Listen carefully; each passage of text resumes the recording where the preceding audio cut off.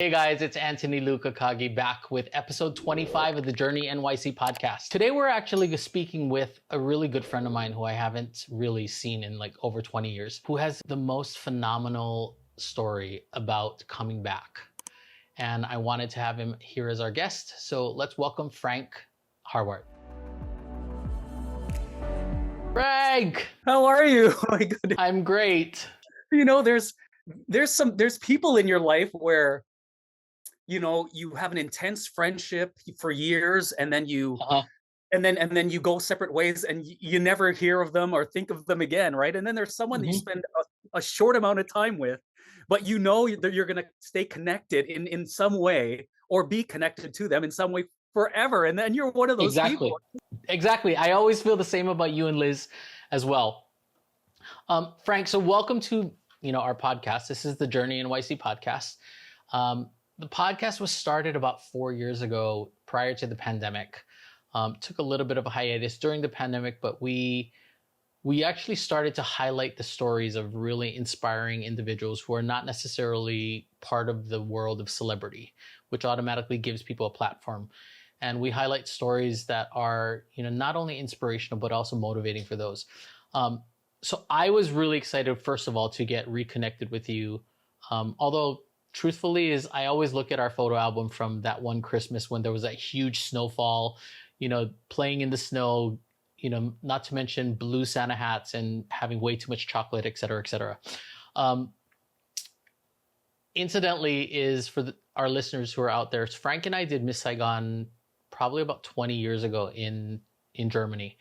That's where we met, and I met also his now wife. At the time, you weren't married, correct? No, we got engaged while we were there. That I remember, yes. Okay, I knew that you guys were engaged, or you got engaged. And then now you are living, where are you living now? We've lived in LA. We've lived in New York. We're now in Omaha, Nebraska. Oh, okay. Amazing. So Franc and I connected a couple months ago and then reconnected again because I just had this burning desire for him to tell his story. Franc, your story is so amazing, not just because you're a phenomenal human being, but also because it it gives me chicken skin no matter how many times I've heard about it. And it all starts with you having a massive heart attack. Um, why don't we start there and talk through like how that happened? Because you're probably one of the healthiest people I know. You know, it's interesting because just touching upon something you referenced a second ago, good people and and uh and moments like that or events like that. You have an epiphany or it makes you take pause to reflect on, is that true? What are you doing? Can you do more? And Mhm. for me, I was always healthy. For the last few years, you take that for granted, and taking that for granted as you approach and enter and are moving through your 50s is not a good time to take anything for granted, right? But Sure. it was a normal night, and you're right, I have been pretty healthy, and never a moment of substance abuse, or I'm not a drinker, I'm not a smoker. So No. I live a really clean life, and you realize that you can't fight genetics, right? Or Sure. you can't fight the Fate. greater power, the greater power, right? Sure.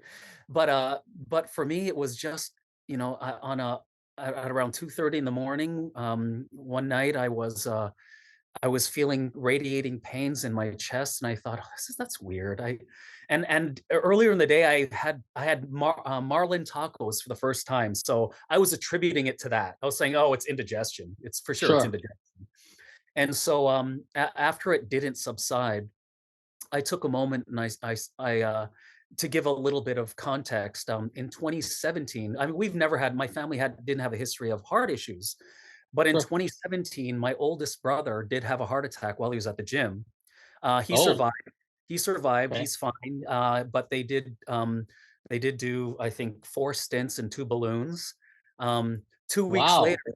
Yeah, 2 weeks later, my father, was feeling chest pains, and my brother who had the heart attack, his wife is a nurse practitioner, so they called her over middle of the very early in the morning, and then she said, "Dad, considering what happened to Junior, we're gonna go to the hospital." So she gave him, some aspirin, and then they went to the hospital, and my dad being, typical hardworking, stubborn male, Sure. he's at the hospital and says, "I'm feeling better now. Let's just go home." And my sister-in-law said, "We're here. We're Yeah. gonna go." We're at the hospital. We need to see someone. And then he ended up having a triple bypass. Yeah, he was having a heart attack as well. Yeah. Wow. Flash forward 6 months later, my second oldest brother, was feeling chest pains while playing basketball, and, he went to the hospital. He wasn't having a heart attack, but they did find blockages that warranted 4 stints. And Wow. so he was on the cusp as well. So all of that, considering all of that, that early morning on in any other circumstance, absent that date I just shared, Mm. I would have just slept it off. And had I slept it off, I would not have woken up again, right? Oh Yeah. gosh. So considering what happened to the fairly recent family history, I said to Liz, I said, "Hey, Liz," and she says, "What?" I said, My chest is really hurting right now," and I was on my knees, leaning on my bed at that time, and she said, "Should I call an ambulance?" And I said, "No." So she said, "Should I take you to emergency?" And I took a moment and I said, "Yes, take me to emergency." Fortunately, the fortune of living in Omaha, Nebraska, we got to the Yeah. hospital within 5 minutes. Oh, okay. So it's relatively close. It is very close, and at Great. 2:30 in the morning, it's not like, New York or LA, any time of the day you're hitting traffic, right? So, Yes, but, uh, exactly. but here it was clear, like, it was like the Red Sea had parted, and my lane to the hospital was very clear. And so we got there, and, they brought me to the ER because I said, "I have to sit down, I can't even stand," 'cause I stumbled into the emergency room, and, they brought me into, the closest emergency room, and, they wired me up for an EKG, Sure. and they did the EKG, and this happened within minutes. And then probably within like 4 or 5 minutes of arriving at the hospital, the doctor came in. He was telling me that the EKG is clean, you're good, but because there's chest pains, we're gonna monitor you for 6 hours. And, uh, and then I said to the doctor, I said, "Well, that's great, doc, but I can't feel my arms anymore. I can't feel them." And that was the last thing I said. Because they were at that point in time, they were wiring me to the monitoring equipment, and Liz, who was in the room, saw 2 beats and then flat. And the doctor was Wow. looking at the nurse and was looking at the machine thinking, "What's wrong with the machine? It's not working." And Liz said, "It's Frank." And then he looked down and said, "Liz, I have to ask you to leave the room." And so as she's leaving the room, they're calling code blue and they're bringing in the defibrillator, and Sure. it took them 4 minutes, to revive me, and, uh, Wow. Four yeah, minutes? 4 minutes, and then Liz was in the emergency room just in a daze, and she saw this blue light, and then the blue light went off, and she didn't know what that meant. It meant one thing or it meant another thing, right? Exactly. And so the doctor did come out and said, um, "Ms. Harwart, we did lose him for a while, but he's back. He's on oxygen right now, and we're prepping him for surgery." And, and while they were doing that, they I guess I fell asleep, and then I woke up in a different room, the prep room, and, I was hearing voices, and Liz was I it turned out to be Liz, but it didn't sound like her. I think the shock of the defibrillator does something to your system, right? So Sure. my senses weren't, keen at that point in time. But this person relaying my medical history just knew too much about me, and so as I opened my eyes, I realized it was Liz, but her voice was much distorted and different. Sure.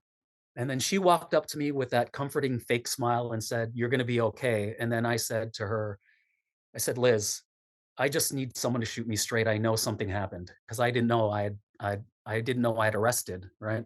Hmm. So and so the nurse came over and said, "Okay, we're gonna prep you for the procedure." But then another nurse ran in and said, "He's got to go now. We're ready for him. He needs to go now." as they're wheeling me to the operating room, that's where I to the thing I mentioned earlier around reflecting on your life. I was kind of just thinking, "Oh my goodness, have I lived a good life?" Like, I didn't get to say goodbye to my daughters. I didn't get to say Sure. goodbye to Liz, and I said, "How are they going to call my parents and tell them?" What I'm thinking all of these things, Yeah. and uh, and I'm thinking, man, I haven't gone to church regularly in a long time. All of Yeah. Yeah. these Yeah. things. Also, you're reflecting on your life, and then I got to the OR, and then they moved me onto the operating table, and that's when I arrested a second time, which I didn't know. Again? Yeah, and so, this time it took them 7 minutes to revive me, and so and this is where it was really interesting, and I kind of touched upon this with you in a conversation of ours. Uh-huh. The first time I had arrested, in those 4 minutes, I don't remember anything. It's just blank. Okay. Sure. This time around, I was in the operating room, and in my memory, I sat up and I looked around, and there were a whole bunch of people in the room, and I thought, this is odd. Why is everyone here? And then I had this emotional this sensation that told me, oh, this is my family. How are you all here? I couldn't make out faces, but Sure. my heart, I said, this is my family. And that's when I took it was in my imagination, but I took a deep breath and I went, oh, I'm dying. It's it. I'm dying. And they're here to get me. And in that second, the next thing I knew, I heard a groan, and I thought it was someone else, but it turned out it was me, because my chest heaved up again because they had used the defibrillator a Yeah. second time. And the nurse was above me, and she said three things. She looked up and said, "He's back." And then she said to me, "Frank, you're back. Stay with us."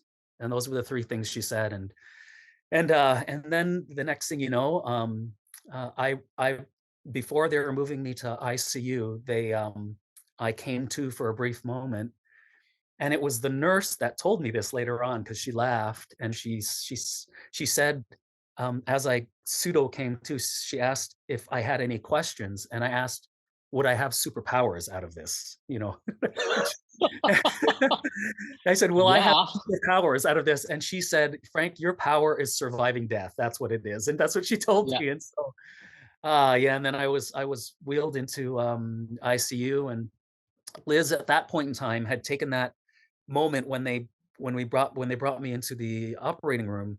She had rushed home to put notes on our bedroom door, because our daughters would be waking up for school, and they'd be wondering where we went to. And so Got it.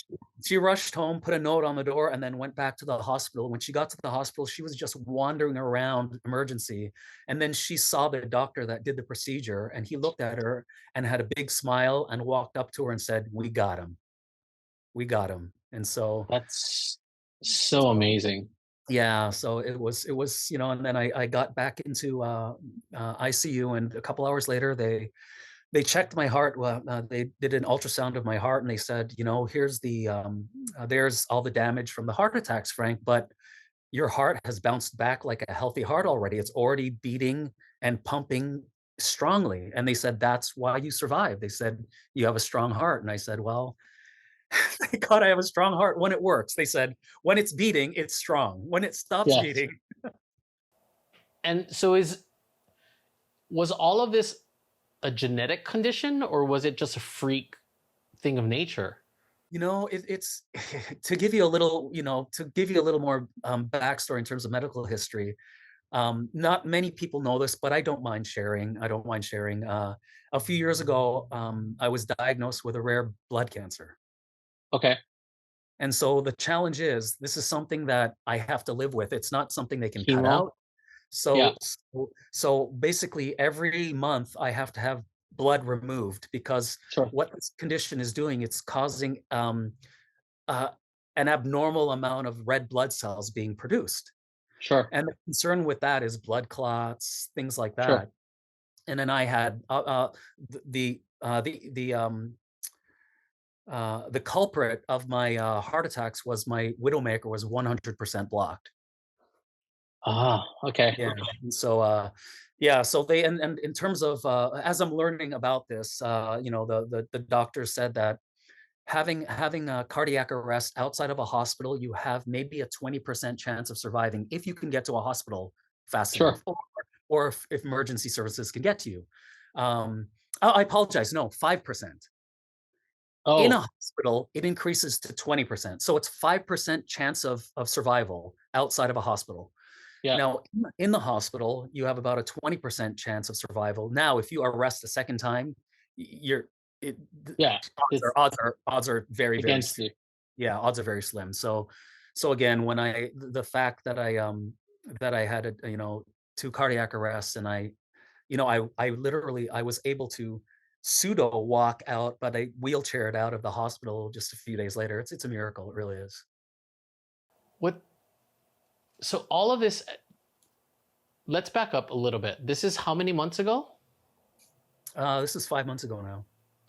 5 months ago. So, and when you say that it took you 4 minutes to come back, and then 7 minutes, is that till they found a heartbeat? So they're doing chest compressions, I'm assuming rescue breathing this whole time Yes, yeah, before they use the defibrillator and everything, yeah. So in the fact, crash cart. after they did the procedure on me, I couldn't discern what the pain was. I said, I thought I was having heart attacks again, but it's because my ribs were broken, right? Yeah, They yeah, had they broken have to. ribs, and the doctors and the nurse say if they're not trying to break ribs, they're not doing it right, right? And so Exactly. so for a while it was very hard for me to, and also in your mind you become a little bit bit of a hypochondriac at that point in time. You're thinking, I'm having another heart attack. I'm having another heart attack, right? But Especially broken ribs are gonna probably likely be around the areas anyway. yeah, and so uh that all of those things made it a very kind of tenuous last few months. And something that concerned my daughters is because of everything that was done, my eyes were blood. They weren't even bloodshot, they were just filled with Red. blood. Yeah. My pupils and Yeah. so my daughters later on said it was hard for them to look at me because it was scary, and I thought it was a really cool Halloween get up if that was a time. But Because you looked like a vampire. yes, absolutely. If for those that remember uh Blade from many years ago, I think Yes. the villain, and all his name will come to me in a moment. Yes, that's what I looked like. Wow. Yeah, because all the capillaries would have burst in your eye. Yeah. Wow. Okay. So this happens 5 months ago. You have two heart attacks in the hospital. They finally bring you back. Your heart is strong. How, after you become aware of all of the significant things that have happened and how you beat the odds, how do you mentally then prepare yourself to try to, rehab and then get better? And because that's a whole nother journey. And, you know, and the journey now begins again after all of this. What's been going on? I mean, how have you been taking care of yourself, not just physically but also mentally? Because mentally, I'm sure it puts a strain on your belief of what you can do versus what you're it's recommended that you do Yeah. to Oh, recover from something like you this. hit some things right on the head there. The first thing above anything is something like that. It brings you down to earth in terms of your mortality, right? Because you can think you're Sure. invincible, right? A bit of my history, ex-army, and Yeah. I've always been, um, fit, active, healthy, all of those things. And it makes you take pause. No, you must take pause. It doesn't make you, because some people don't learn from these things, right? Uh-huh. But for me, the motivation for my learning were these four little girls that I want to be around for, and maybe it's a little bit prophetic, but for years, people that have, when we've had an interesting life, and I say we, those that are in showbiz that have had to recreate themselves in other fields and things like that, and um, Mm-hmm. you have an interesting story, right? Mm-hmm. Um, and I've always said that I've lived a blessed life, and if it were to end today, I have no regrets. Like, the only regret I would have is not seeing my daughters grow, right? Sure. That would be my only regret, but I've had a blessed life. Um, I've been, really, just lack of a better word, just blessed with so many gifts, from with people, love, good friends, all of these things, so I couldn't ask for more. And, Hmm. uh and, you know, having an experience like that, you step back and you realize, okay, yeah, I have been blessed. What have I but how have I given, right? How have I given back? Have I done enough, right? And now now that, you know, um, repeating words that have been said by every doctor, like, this is a second lease on life, right? Uh-huh. How are you gonna make it count? And for starters, again, you hit it on the head. You have to first, like in an airplane, you have to take care of yourself first with that oxygen Yes. mask before you can take care of others. So Hmm. I realized that to prepare me for this next journey in my life, the heart attack survivor, I have to make sure I'm physically and mentally ready, because there, you're right. There's mental, there's physical, and there's emotional healing from this, right? Yep. Uh, the physical is easy, cardiac rehab, and then going to the gym again and making sure that you're not overdoing it, right? But just Sure. Not doing too you know, much. yeah, you have your cardiac rehab establishes the thresholds that you need to continue, on your own, as Hmm. discipline, right? But you don't know what you don't know, and I've always been, someone that would tell people, there are mental resources out there. There's emotional support resources. Use them. But I've never used them myself, right? Sure. And so I stepped back and said, you know what? I don't know what I don't know. I think I think I need to call a therapist. And Sure. so I reached out to a therapist, and I also invited my family along, but my daughters will be participating. But it started off with Liz and myself, because I realized this must have been a traumatic experience for Liz. She watched me die, is what she did, Hmm. right? And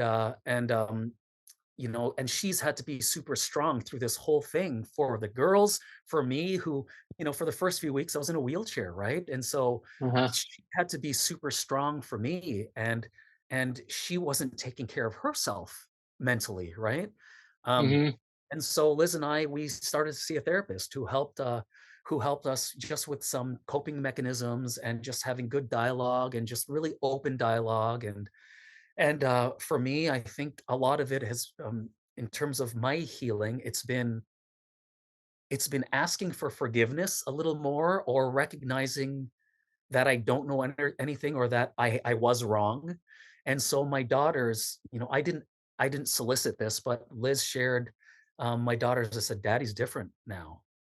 He's different." I will, I say to them, "Girls, I'm sorry, I was wrong there. I was wrong." And instead of figuring out how to convince them how you were right. Yes. And so, it starts with them, and them seeing me different, and um, just making sure that there's really open avenues of communication. Really, that's it. It's about communicating, and I think above anything, listening more. And that's really the healing for me, has been just listening more. What is he saying? What is she saying?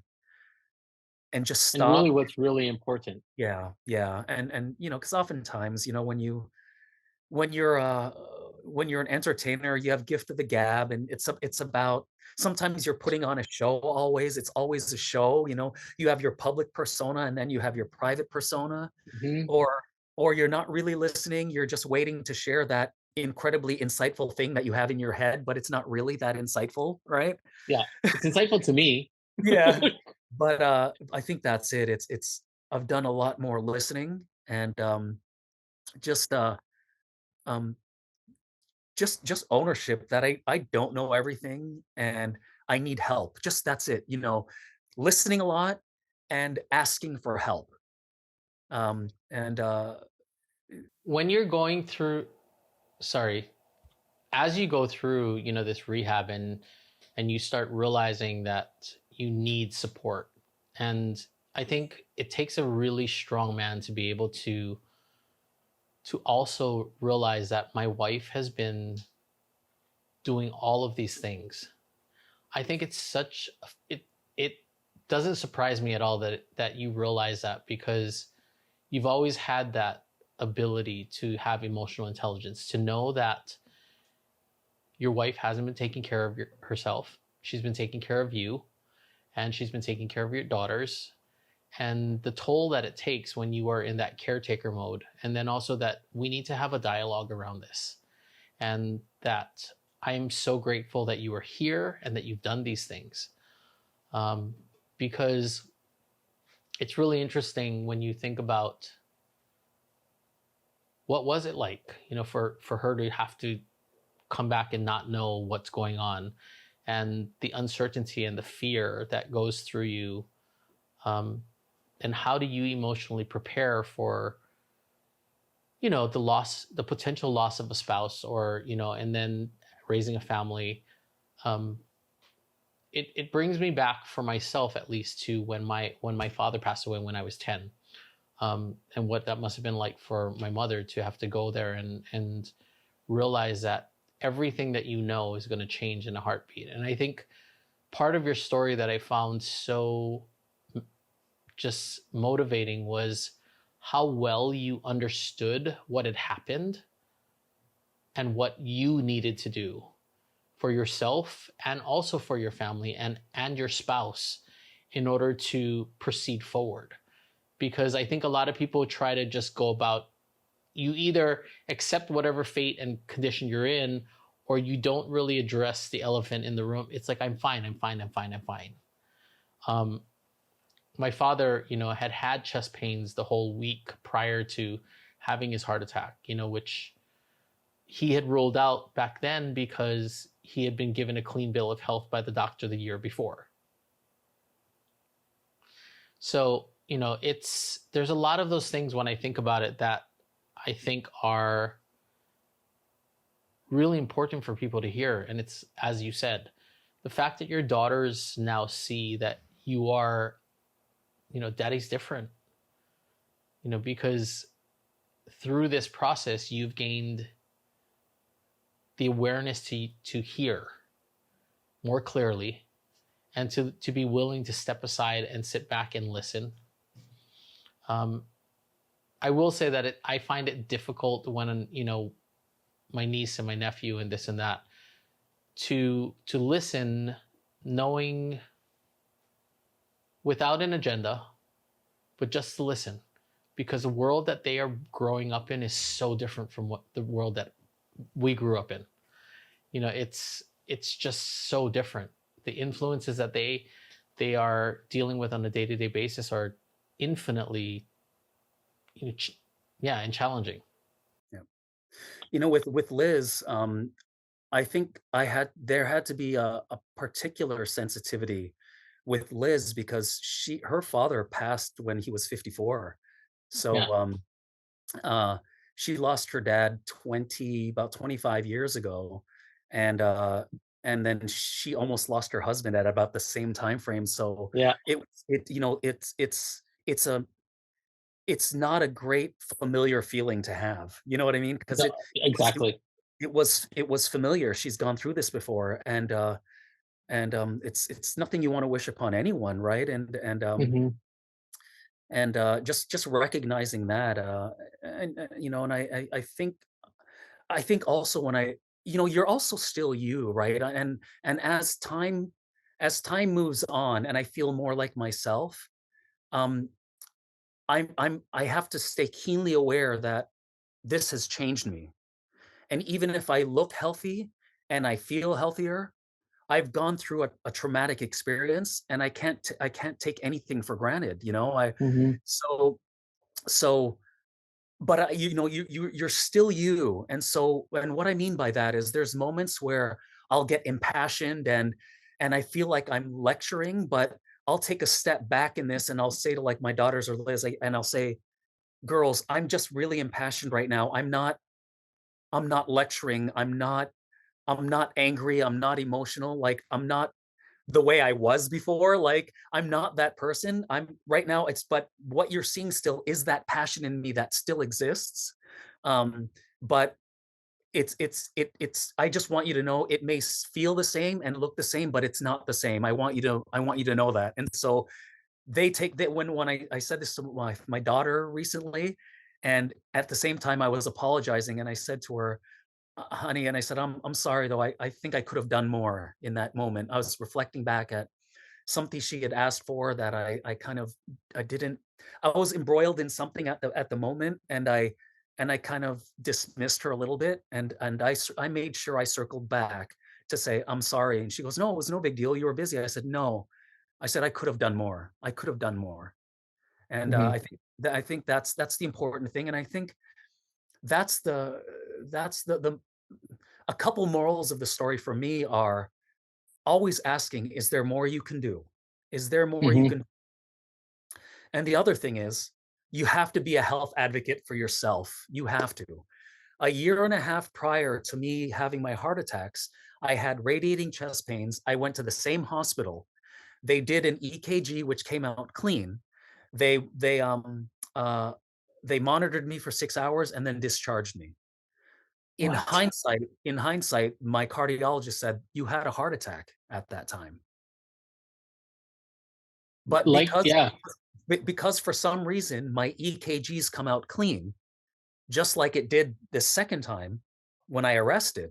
Um, sometimes they'll miss it. sometimes the tests don't reveal what is the underlying issue, and so you have to be a health advocate. And when you think of doctors, God bless them, they saved my life twice, right? Yeah. But they're also making educated guesses, right? Hmm. So, so that's why it's so important to whether you meditate or whatever it is, to listen to your body, know what normal feels like. And if something doesn't feel normal, advocate for yourself and make sure you get answers.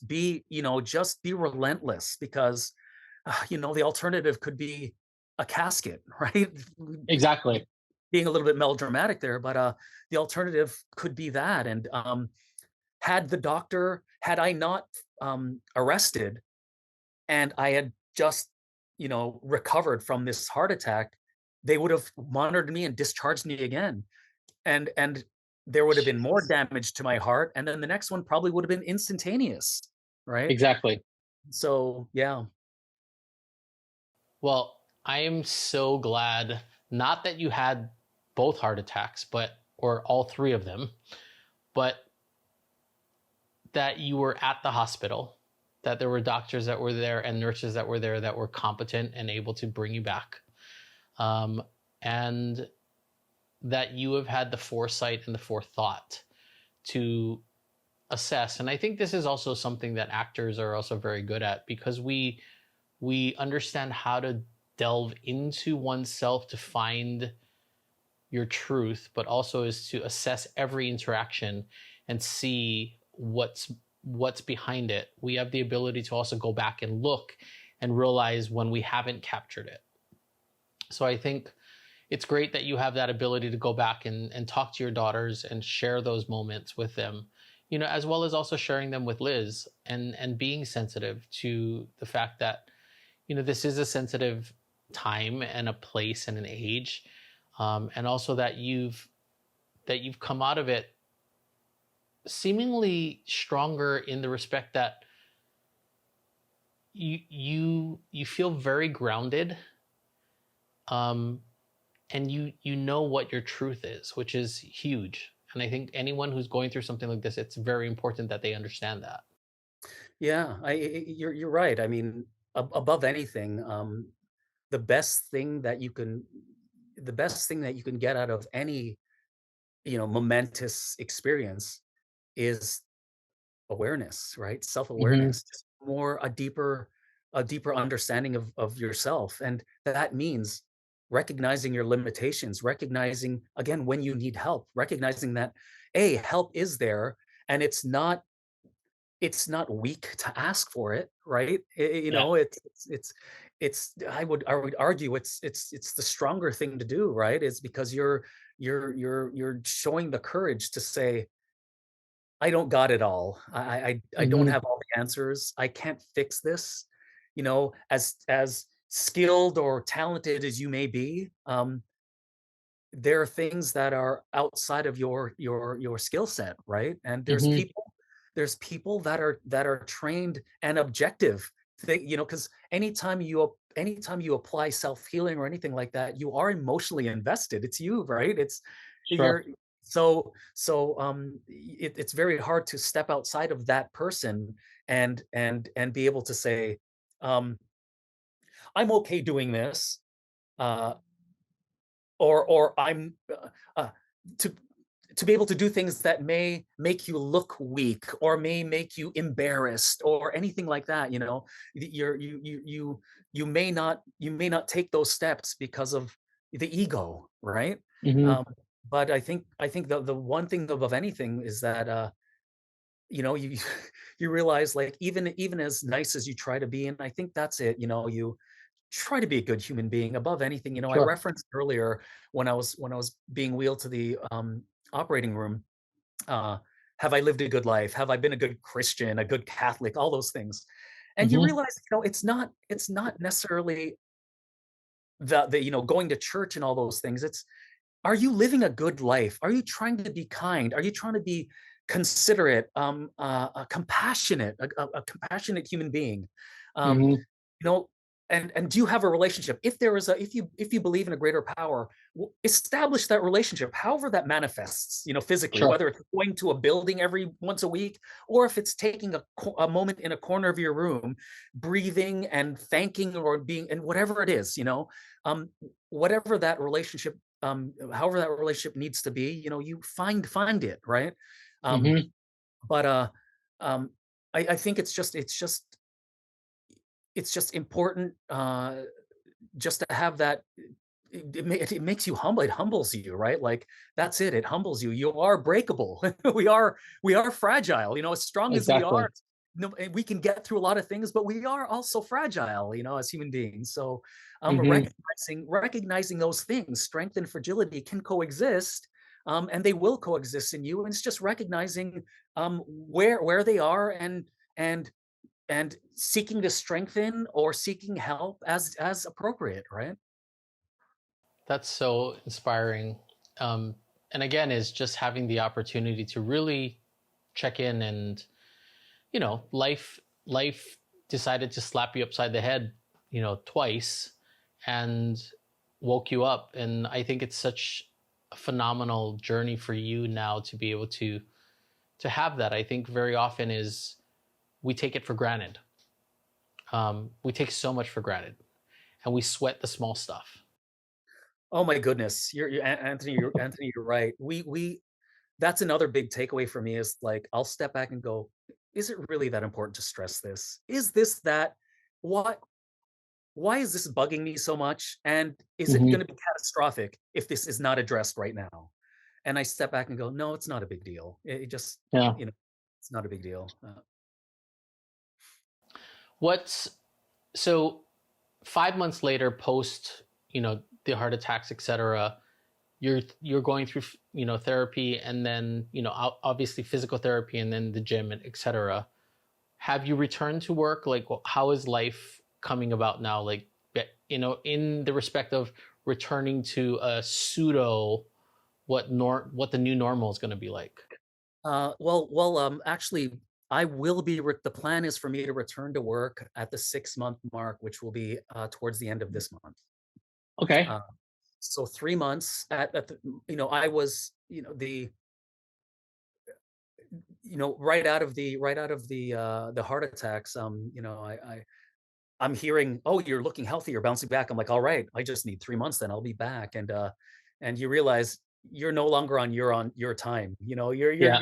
your health is going to dictate, the time frame, right? And so at the 3 month mark, we were running into an issue where my well, backing up a little bit, there was rapid weight loss. So so from just to share with you from my heart, from the point of my heart attack till now, I'm probably about 40 pounds lighter, which is a huge difference. Yeah. And and there was rapid weight loss because I'd lost my appetite. I didn't want to eat. I would eat marginally. I was so scared to eat food because cholesterol, that was a Sure. big factor for me, right? And so I wasn't taking in enough. I swung the pendulum so far the other way in terms of salt intake, and so I wasn't getting enough sodium, and I was just dropping weight. So a nutritionist was brought in. A nutritionist said we have to increase some portions and proteins and lean meats. We got to bring these into your diet because Frank, it's your heart is a muscle. You have to feed that muscle, right? Hmm. And so I wasn't doing enough. So and then I was also at the same time I was also pushing myself to get to physical therapy and cardiac rehab, and I was pushing myself in cardiac rehab, but I also wasn't nourishing myself enough. Sure. So it was it's a bad mixture, right? And so um so through that I did listen to everyone, and we made the changes and got a very healthier diet and healthy like nuts and snacks and things like that and fruits and Hmm. whatnot. um but at the one thing that was causing an issue is we noticed this in cardiac rehab, and then my cardiologist, they also verified this as well. It's called orthostatic hypertension. Uh-huh. So when I'm then they noticed this when I was on the exercise bike at cardiac rehab, and then they said, Frank, okay, let's get you ready to leave. We're going to test your. And when I stood up, I started to teeter, and then Uh-huh. they ran and caught me, and they said, okay, we're going to test something. Have a seat, relax for a minute. We need you to okay. And uh, my heart rate comes down healthily too, so that's a good sign. Um, Hmm. but they tested my blood pressure, and because of medications and whatnot, my blood pressure is probably in the mid 90s to 100, in that range, which is low. Yeah. But when I stood up, it dropped about 15 points, 15, 20 points, Wow. which is causing me to be a Sure. fall hazard, essentially, right? Hmm. And so because of that, they've had to change meds and whatnot, and push my return date further out. That's why it was extended out to the end of October instead. um, Got it. so originally my plan was to get back around September 12th, but now it's pushed out to October. And right now I've been really conditioning myself to get back to work. Hmm. I work retail, so it's nonstop on your feet. And I don't mind sharing. It's Apple, fantastic company, by the way. Shameless plug. But I work for Apple, and if you've ever been in an Apple store, it There's a can be, volume of people. yeah, that's volume. So I want to make sure that I do my team, do right by my team. I don't want to go back a shell of myself. I want to make sure I impact the same way, maybe different in different ways, but I still need to have the same level of impact, right? Sure. Um, but I think something that I hope they take from me is energy and and enthusiasm and energy, right? And so I want to make sure that the Frank that comes back is um is a good version of me, right? And still is able to inspire that energy and that enthusiasm. But me falling over would not would not be conducive to a great work environment or very inspiring, right? So we've taken pause, and right now I'm just making sure I'm conditioning my body to be ready to be on my feet for lengthy periods of time, and just making sure my stamina is there. So that's it. That's where it's at. So the plan is the end of the month, and we'll be back to a little bit of normalcy, but it's going to be a new normal, right? I'm excited to hear that this new normal is just around the corner. And I think it's phenomenal that you've also put so much thought into the impact that you want to give your employees and what you want to be able to and how you want to be present, because I think that's going to be the most powerful. Um, I love the fact that you said earlier in in our conversation that you have to be your own health advocate. In the last podcast and in our prior episode, in episode 24, we talked with a girl who was a model, and she was saying is know who you are. And there's so much of I hear this in so many of our talks that we've had, whether it be, stand up for yourself, know who you are, value what you bring to the table. I can only say that I've always had such a very special place in my heart for you and Liz. From the moment you guys were my Secret Santa many, many years ago, to all of the fun things that we did that, in the short time that we worked together. And I wanted to just say thank you. Like, thank you for sharing your story. Thank you for being willing, because I think it's a story that people don't often, I think in today's world, we don't often stop to think that we are very delicate. We're fragile, we're vulnerable, but we are also resilient and we're strong. And we have these paths that we travel. Everyone's is slightly different, but as I applaud you, and I'm so grateful that you're here to shed light for others, as well as your family.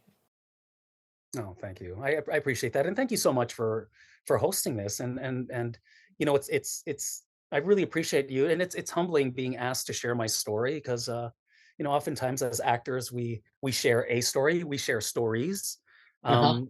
but there's these are real stories that again, if the takeaways are health advocacy and kindness and compassion and self-awareness, you know I think if everyone can try a little bit more to even improve in one of those things, we'd be so much better. We'd be so much better as a society, as a race, as a species. But um, and that, so that's it. I just want to say thank you for letting me share this, and for being who you are, even who you are to us for all these years. So you know, If I thought you could have it, I would send you chocolate. like I said to myself, I've talked to Anthony a few times, but I don't think we've seen each other in like 20 years. So We haven't, which is why I was so excited to see you on camera. You look great, though. oh, thank you. You too. It's Really. like it's and people don't know this, but Auntie and I are like, I wore one of his costumes in a show when we had these back in Yeah. the day. We did autograph signing for the Yes. German fans, right? And Yeah. my costumes were so blah, and so Anthony's like, you're my size, and so he dressed me up, and man, I looked and felt great. I felt so fantastic in that day, wearing those the 70s. Anyways, and The blue, that blazer was a fun blazer. Anyway, Frank, and to all of our listeners, this is Franc Harwart, just sharing his story about recovering from basically dying twice and living to tell the tale. We're so grateful. I'm grateful. I'm so grateful for the 20 plus years of friendship. Please give my love to your wife and to your kids. Thank you again. This is episode 25 of the Journey NYC podcast.